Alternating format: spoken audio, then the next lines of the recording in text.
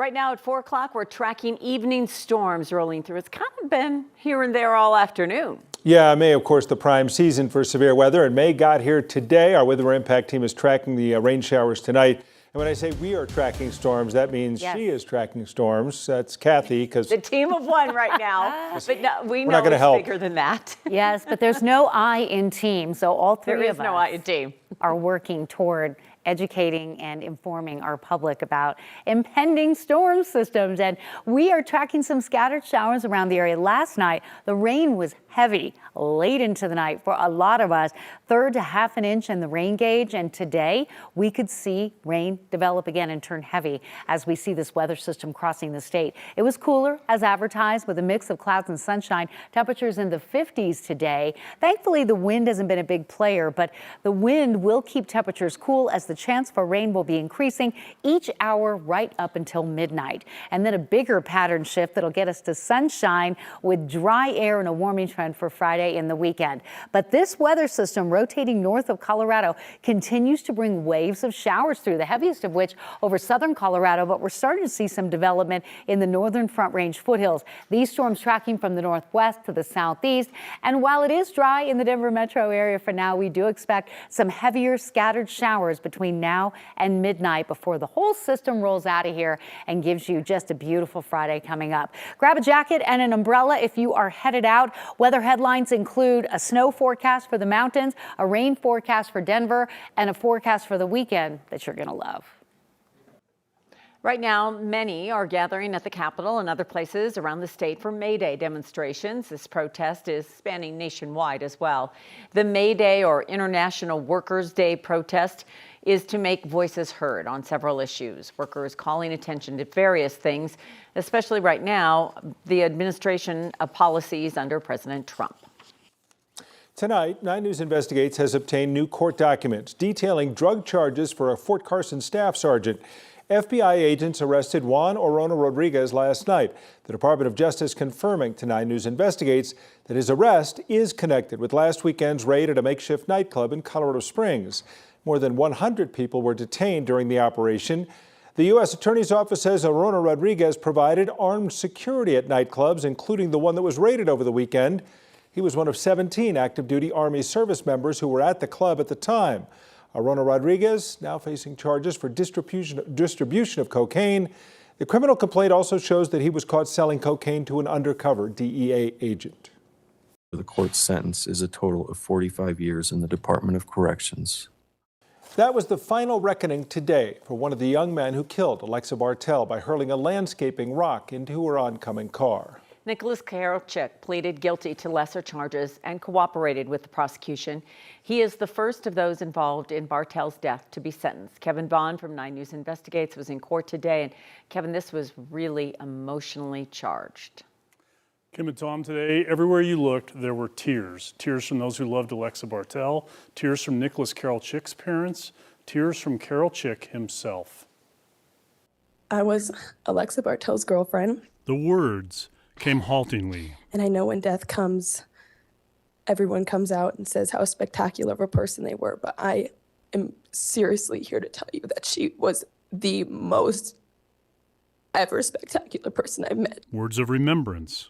Innocent, short-lived, beautiful life was stolen from her on April 19th, 2023. Words of pain. All from the night 3 18-year-olds drove along Indiana Street and hurled a large landscaping rock at Alexa Bartell's oncoming car. It blew through her windshield. She died in an instant. In a Jefferson County courtroom, Nicholas Karolchik faced the consequences of that night. Consequences that include prison terms for him and his accomplices. But that was of little solace to Alexa Bartell's family. I will spend the rest of my life visiting a gravesite. Their families will have birthdays and holidays together. Mine will have silence and grief. I am serving a life sentence of pain. My daughter's life, her laughter, her milestones, all gone. For his part, Karolchik apologized, even as he acknowledged the hollowness of it. Nothing I can say will erase the pain, hurt, and fear that I have caused. Nothing will repair the harm that was done.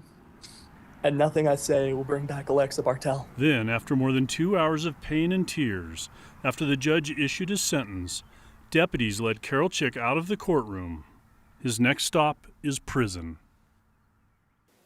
Another of those involved, Zachary Kwok, is set to be sentenced tomorrow. He faces between 20 and 32 years in prison.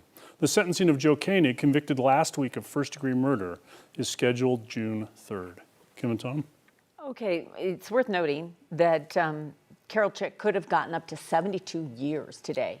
45 is a lengthy sentence, but he could have gotten even more. So what did the judge say about this? So the judge noted some things in his favor. He had no prior criminal history, and most importantly, he cooperated with the investigation, he cooperated with prosecutors, and the judge talked about the fact that he showed appropriate remorse for his actions and said that he took all of that into account. And he could have gone as low as 35 years. The range available under the agreement was 35 to 72 years. Okay. Still 2 more to be sentenced, but of all the days of emotion in the courtroom, today seemed to have an especially strong pitch to it. It was, it was 2.5 hours of really hard testimony. And I'll tell you, I was struck by Nicholas Carroll Chick's emotions. He was emotional when he testified in court a couple of weeks ago. He was emotional today. It appeared he was weeping at times while he was listening to Alexa Bartell's family members talk about their loss. And they played a video at the end of their talk, 4 minutes of her dancing and talking and playing basketball and laughing. And he watched that very intently. He clearly understood that part of what was expected of him was to acknowledge what was happening there. A life taken. Yeah. A tragic, irrevocable act, and there's still more sentences to follow. Kevin, thank you for following it.